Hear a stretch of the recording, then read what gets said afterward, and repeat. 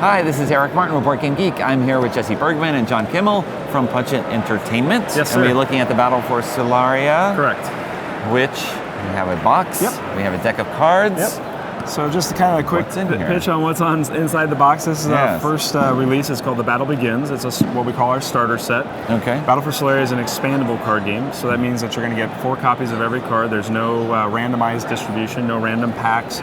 So everybody's going to get everything to work with when they open up this package. Okay. Inside the box, we actually have 2 starter decks ready to play. So we tell all of our players just to count the bottom 30 cards off the deck.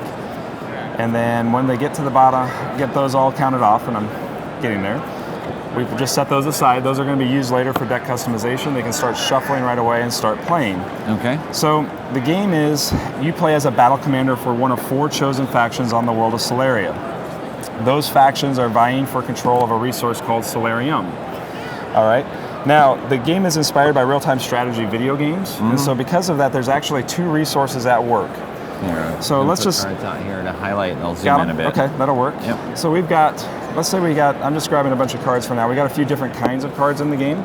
We have tactic cards, which are powerful one-time effects. And then we have our condition cards, which are going to be ongoing type effects that are going to change the battlefield forever.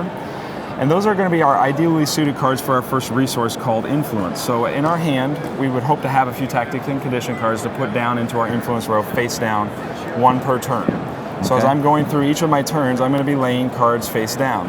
Okay. Eventually, I'm going to access these cards to gain tactical advantage over my opponent. Okay. But in turn, those influence cards are going to provide me with the first resource influence, like I mentioned before, and that will allow me to establish sites out onto the battlefield. These sites are going to be my protective points.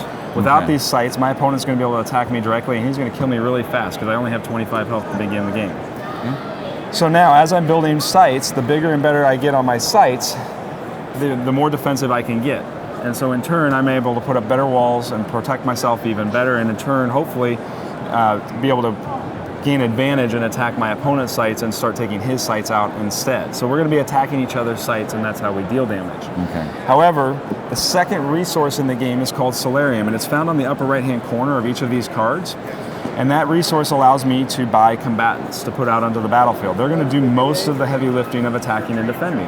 Okay. So, for example, in this particular situation, I actually only have 2 Solarium, but I could reveal a condition card from my influence row, and by doing so, I could, in this particular case, gain more resources, which in turn would allow me to put out bigger and better units. So I'm just looking for one as an example here. Sorry, they're all shuffled. We'll just go with like an Assault Synthoid because I got him available here. Okay. So in this case, the Assault Synthoid is going to be a 7 attack and 6 defense. And he's going to serve a pretty good purpose of either being a really great defender for me with that 6 defense or a really great attacker with that 7 attack, so I can use him either way. Not all combatants are free though, so sometimes after I play them I have to pay an upkeep on them, which we call Solarium maintenance. Okay. So if I can't pay that upkeep, my Assault Synthoid is going to power down and he's going to fall off the battlefield and I'm going to lose him. The game is designed for head-to-head competitive play, so we have an organized play program already in place and working. We actually ran our nationals here at Origins. Okay. Had a winner yesterday. They are going to design a card with us for the next expansion that's coming out. And in turn, we also can offer multiplayer modes in this base game. So we can do a 4-player draft right out of the box in our starter set. So it gives multiple play modes. An additional copy of the game is required for more than 2 players to do constructed play, which is where they have a pre-constructed deck. I think. And what's being added? You mentioned initially you're setting aside some things. Yeah, so these are cards that are just, basically they're extra copies of the cards that may be in what we call the starter decks. Okay. In addition, there's a few other cards in here that aren't in the starter deck at all, so that if players want to change their strategies, they can. So we've included additional mercenary cards. Now mercenary cards can go to work for any faction. Okay. So regardless of whether you're playing the Scythian, which is the Machine Empire, or the Jotun, which is the, we like to call them the Space Vikings of our game, they are available to be built in. So they offer different strategies, maybe shore up weaknesses that a faction may have, things of that nature.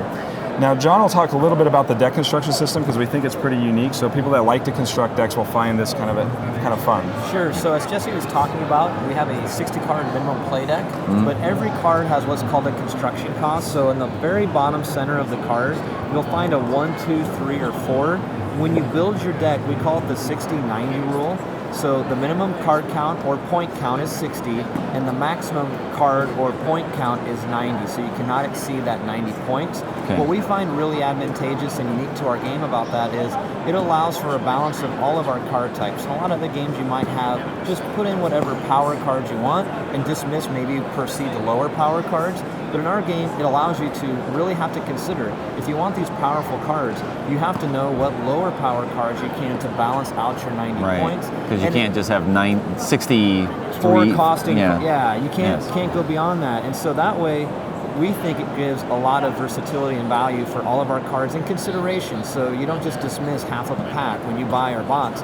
Every card has merit to be considered for your deck construction. Okay.